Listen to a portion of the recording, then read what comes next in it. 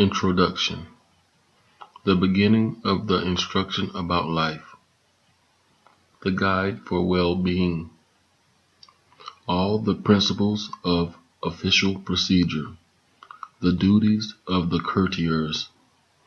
To know how to refute the accusation of one who made it, and to send back a reply to the one who wrote. To set one straight on the path of life, and make him prosper on earth. To let his heart settle down in its chapel, as one who steers him clear of evil. To save him from the talk of others, as one who is respected in the speech of men. Written by the superintendent of the land, experienced in his office, the offspring of a scribe of the beloved land, the superintendent of produce, who fixes the grain measure, who sets the grain tax amount for his lord, who registers the islands which appear as new land over the cartouche of his majesty, and sets up the landmark at the boundary of the arable land, who protects the king by his tax rolls, and makes the register of the black land, the scribe who places the divine offerings for all the gods, the donor of the land grants to the people, the superintendent of grain who administers the food offerings, who supplies the storerooms with grain, a truly silent man in Jenny, in the Tower Nome, one whose verdict is acquitted in Ipu, the owner of a pyramid tomb on the west of Senut, as well as the owner of a memorial chapel in Abydos, Amenemope, the son of Canact, whose verdict is acquitted in the Tower Nome. For his son, the youngest of his children, the least of his family, initiate of the mysteries of Men Utef, libation pourer of Winifred, who introduces Horus upon the throne of his father, his stolus in his august chapel, the seer of the mother of God, the inspector of the black cattle of the terrace of men, who protects men in his chapel.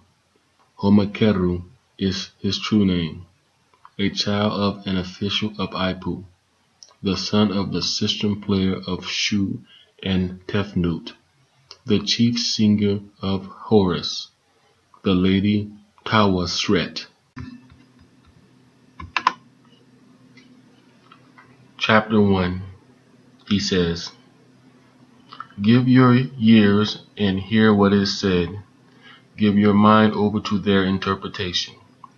It is profitable to put them in your heart, but woe to him that neglects them. Let them rest in the shrine of your insides, that they may act as a lock in your heart. Now when there comes a storm of words, they will be a morning post on your tongue. If you spend a lifetime with these things in your heart, you will find it in good fortune. You will discover my words to be a treasure house of life, and your body will flourish upon earth.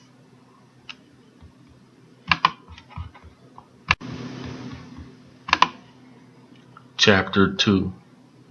Beware of stealing from a miserable man, and of raging against the cripple.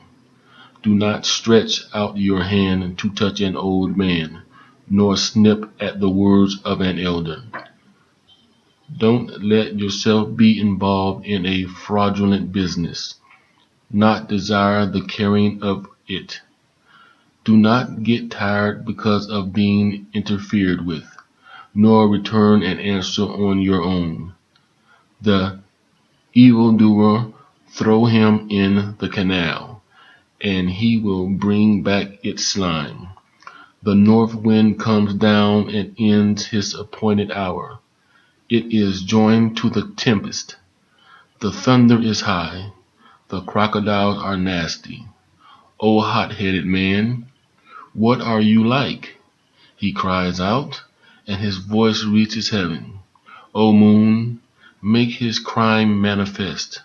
Roll that we may ferry the evil man away. For we will not act according to his evil nature. Lift him up, give him your hand, and leave him in the hands of God. Fill his gut with your own food, that he may be sated and ashamed. Something else of value in the heart of God is to stop and think before speaking.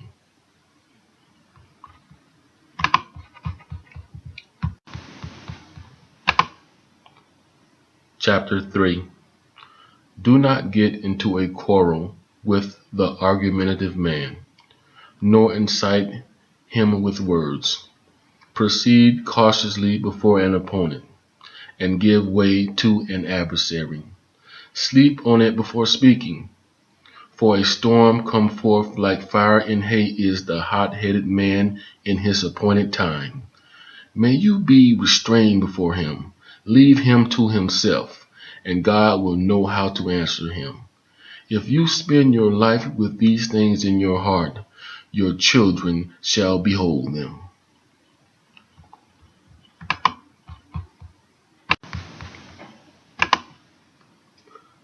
Chapter 4.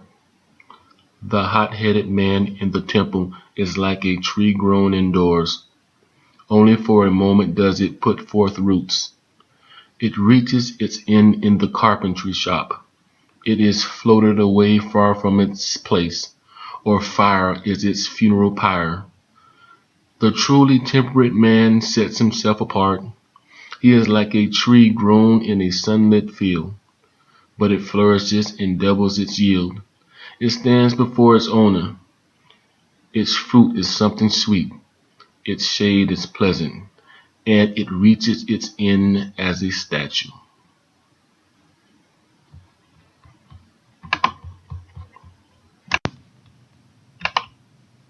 Chapter 5. Do not take by violence the shares of the temple. Do not be grasping, and you will find overabundance.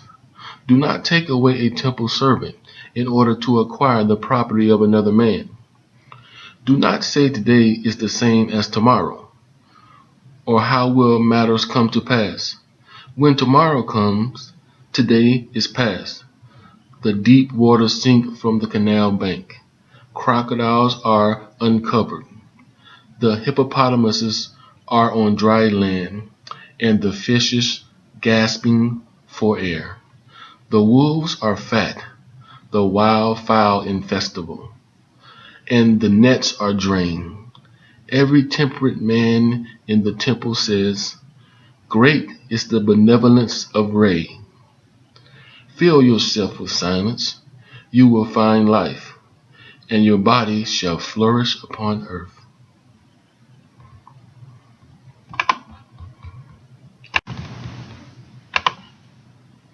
Chapter 6.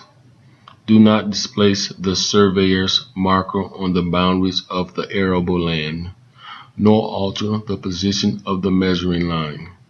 Do not be greedy for a plot of land, nor overturn the boundaries of a widow. As for the road in the field worn down by time, he who takes it violently for fields, if he traps by deceptive accusations, will be lassoed by the might of the moon. To one who has done this on earth, pay attention, for he is a weak enemy.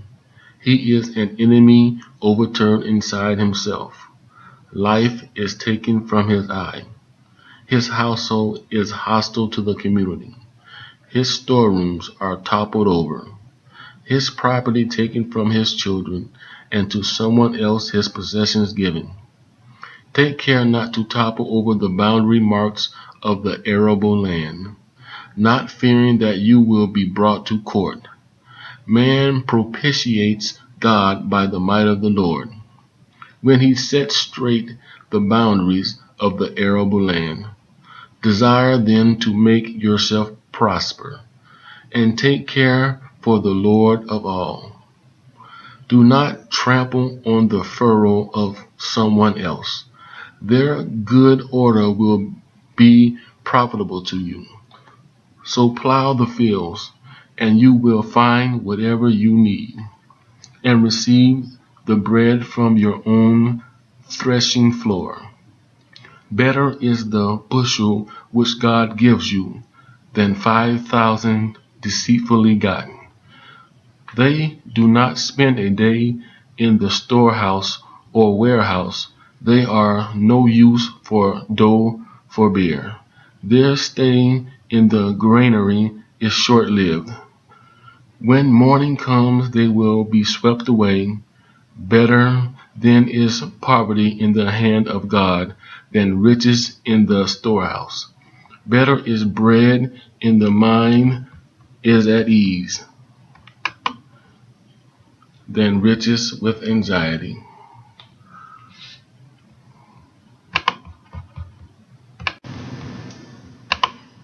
Chapter 7. Do not set your heart upon seeking riches, for there is no one who can ignore destiny and fortune. Do not set your thoughts on external matters, for every man there is his appointed time.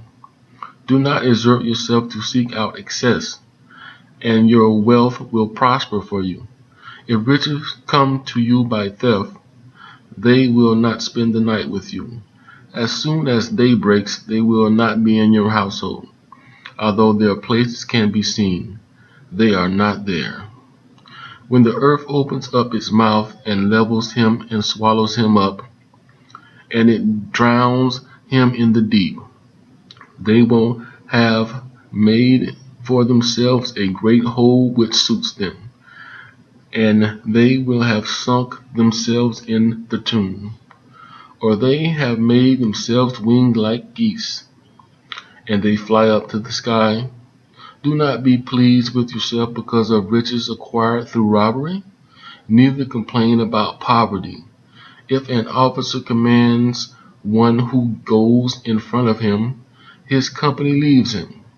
The boat of the covetous is abandoned in the mud, while the skiff of the truly temperate man sails on. When he rises, you shall offer to the Aten, saying, Grant me prosperity and health, and he will give you your necessities for life, and you will be safe from fear.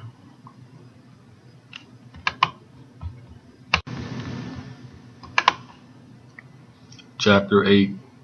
Set your good deeds throughout the world, that you may greet everyone. They make rejoicing for the Uraeus, and spit against the Apophis. Keep your tongue safe from words of detraction, and you will be the loved one of the people. Then you will find your place within the temple, and your offerings among the bread deliveries of your Lord. You will be revered when you are concealed in your grave, and be safe from the might of God. Do not accuse a man when the news of an escape is concealed. If you hear something good or bad, say it outside where it is not heard. Set a good report on your tongue, while the bad thing is covered up inside you.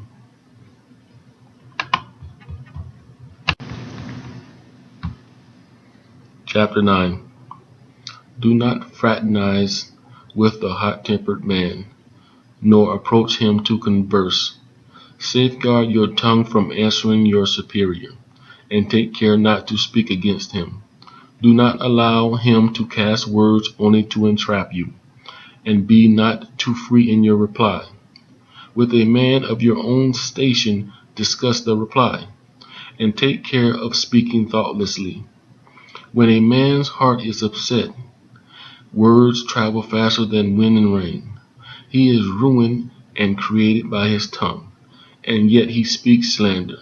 He makes an answer deserving of a beating, for its work is evil. He sails among all the world, but his cargo is false words. He acts the ferryman in knitting words. He goes forth and comes back arguing. But whether he eats or whether he drinks inside, his accusation waits for him without. The day when his evil deed is brought to court is a disaster for his children. Even Canaan will straightway come, even Canaan will straightway come, the creator of the ill-tempered man, whom he molds and fires. He is like a wolf cub in the farmyard, and he turns one eye to the other, squinting, for he sets families to argue. He goes before all the wind like clouds. He darkens his color in the sun. He crocks his tail like a baby crocodile. He curls himself up to inflict harm. His lips are sweet, but his tongue is bitter, and fire burns inside him. Do not fly up to join that man, not fearing you will be brought to account.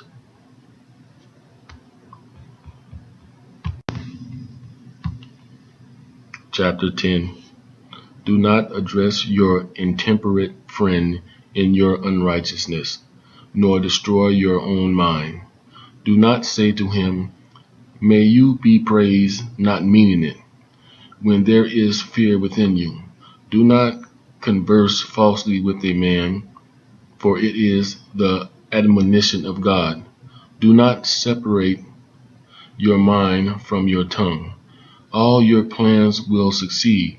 You will be important before others, while you will be secure in the hand of God. God hates one who falsifies words. With great admonition is duplicity.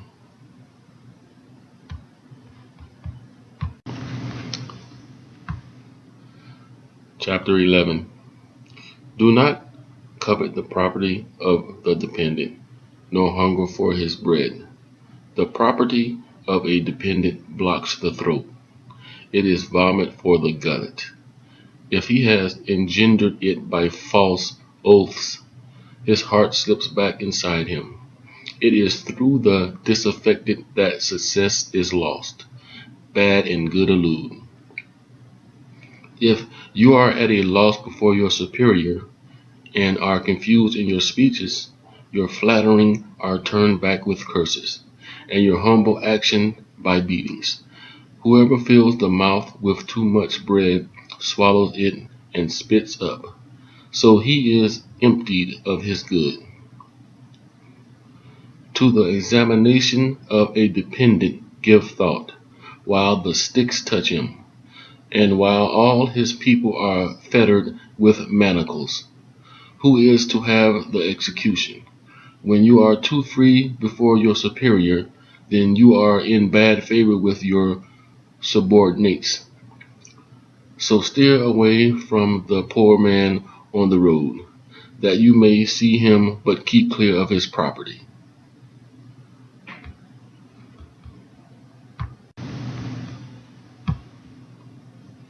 Chapter 12. Do not covet the property of an official, and do not fill your mouth with too much food extravagantly. If he sets you to manage his property, respect his, and yours will prosper. Do not deal with the intemperate man, nor associate yourself to a disloyal party. If you are sent to transport straw, respect its account. If a man is detected in a dishonest transaction, never again will he be employed.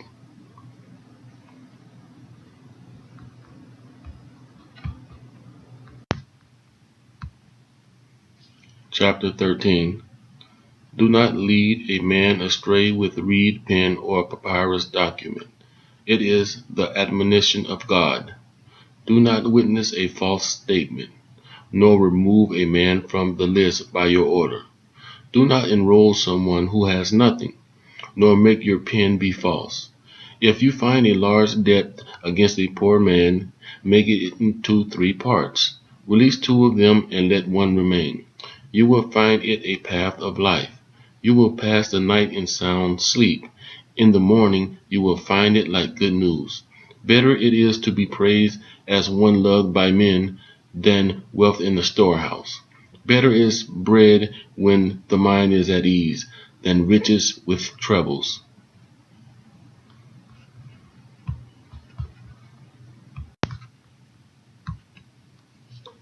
Chapter 14. Do not pay attention to a person, nor exert yourself to seek out his hand.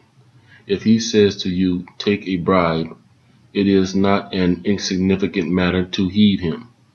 Do not avert your glance from him, nor bend down your head, nor turn aside your gaze.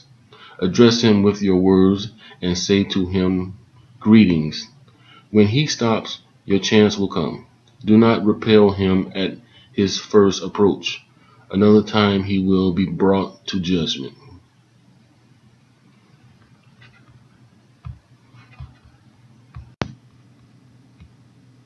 Chapter 15. Do well, and you will attain influence. Do not dip your reed against the one who sins. The beak of the ibis is the finger of the scribe. Take care not to disturb it. The ape Thoth rests in the temple of Kmun, while his eye travels around the two lands. If he sees one who sins with his finger, that is a false scribe. He takes away his provisions by the flood. As for a scribe who sins with his finger, his son shall not be enrolled. If you spend your life with these things in your heart, your children shall see them.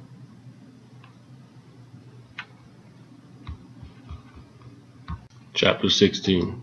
Do not unbalance the scale nor make the weights false, nor diminish the fractions of the grain measure. Do not wish for the grain measures of the fields and then cast aside those of the treasury. The ape sits by the balance, while his heart is the plummet. Where is God as great as Thoth, the one who discovered these things to create them? Do not get yourself short weights. They are plentiful, yea, an army by the might of God. If you see someone cheating at a distance, you must pass him by. Do not be avaricious for copper, and adjure fine clothes. What good is one cloak in fine linen woven as mech, when he cheats before God? When gold is heaped upon gold, at daybreak it turns to lead. Chapter 17. Beware of robbing the grain measure, to falsify its fractions. Do not act wrongfully through force, although it is empty inside. May you have it measured exactly as to its size, your hand stretching out with precision. Make not for yourself a measure of two capacities, for then it is toward the depths that you will go. The measure is the eye of Re. Its admonition is the one who takes. As for a grain measurer who multiplies and subtracts, his eye will seal up against him. Do not receive the harvest tax of a cultivator, nor bind up a papyrus against him to lead him astray. Do not enter into collusion with the grain measurer, nor play with the seed allotment. More important is the threshing floor for barley than swearing by the great throne. Chapter 18. Do not go to bed fearing tomorrow, for when day breaks, what is tomorrow? Man knows not what tomorrow is. God is success. Man is failure. The words which men say pass on one side. The things which God does pass on another side. Do not say, I am without fault, nor try to seek out trouble. Fault is the business of God. It is locked up with his seal. There is no success in the hand of God, nor is there failure before him.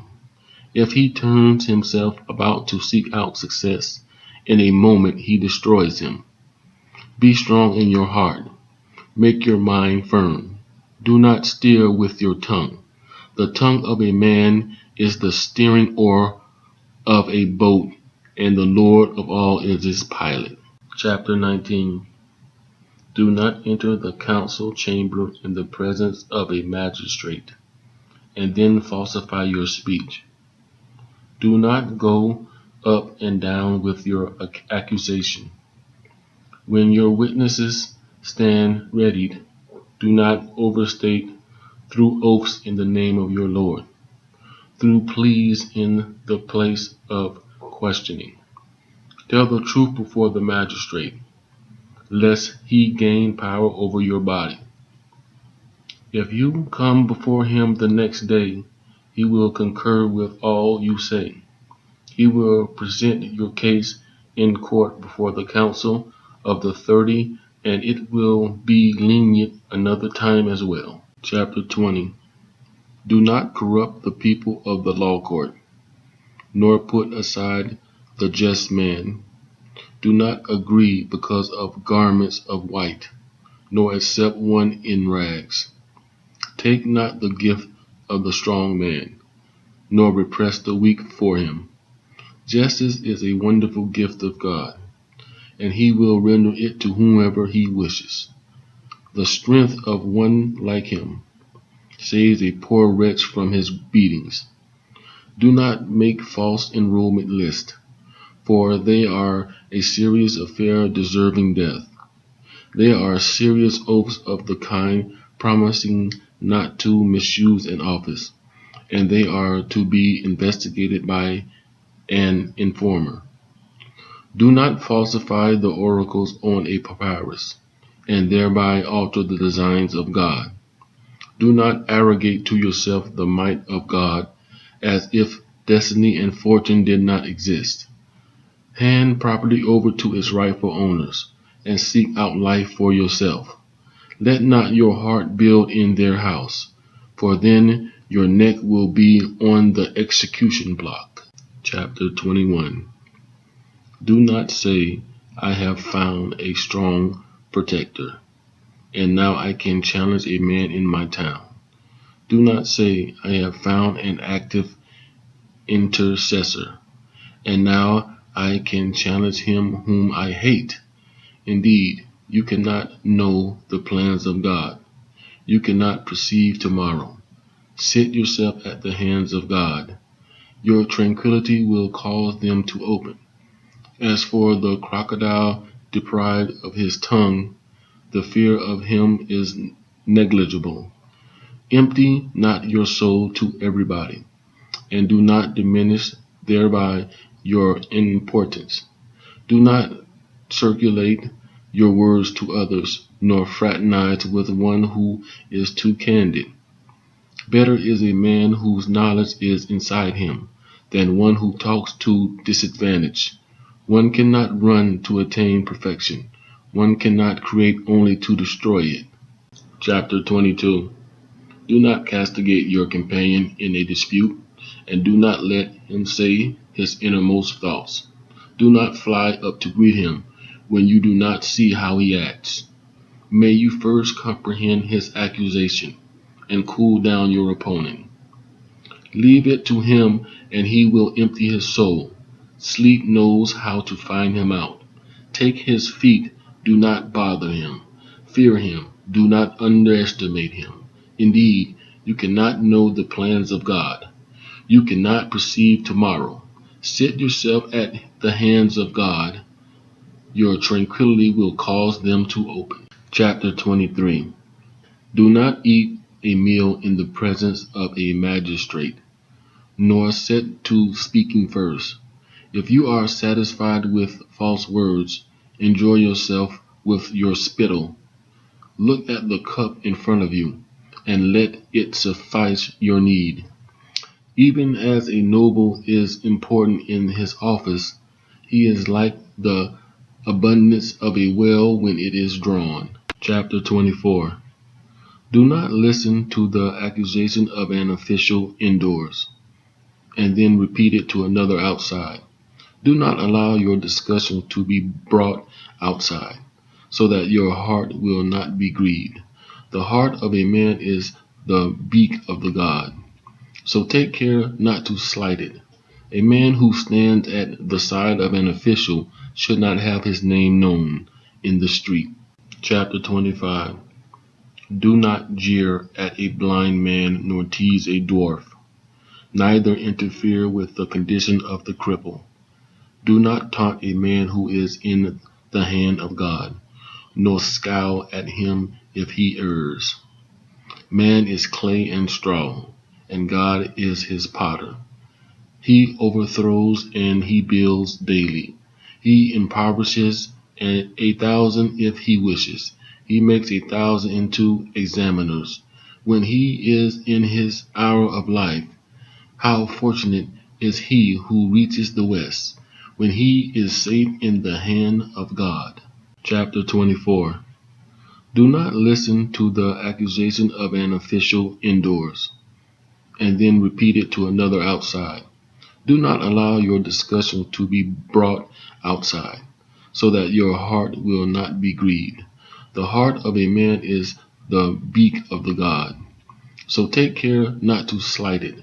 A man who stands at the side of an official should not have his name known in the street. Chapter 25.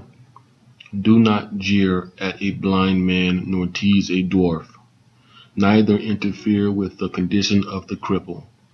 Do not taunt a man who is in the hand of God, nor scowl at him if he errs. Man is clay and straw, and God is his potter. He overthrows and he builds daily. He impoverishes 1,000 if he wishes. He makes 1,000 into examiners. When he is in his hour of life, how fortunate is he who reaches the west, when he is safe in the hand of God. Chapter 26. Do not stay in the tavern and join someone greater than you, whether he be high or low in his station, an old man or a youth. But take as a friend for yourself someone compatible. Ray is helpful though he is far away. When you see someone greater than you outside and attendants following him, respect him and give a hand to an old man filled with beer. Respect him as his children would. The strong arm is not weakened when it is uncovered. The back is not broken when one bends it. Better is the poor man who speaks sweet words than the rich man who speaks harshly. A pilot who sees into the distance will not let his ship capsize. Chapter 27. Do not reproach someone older than you, for he has seen the sun before you. Do not let yourself be reported to the attendant when he rises with the words, "Another young man has reproached an elder."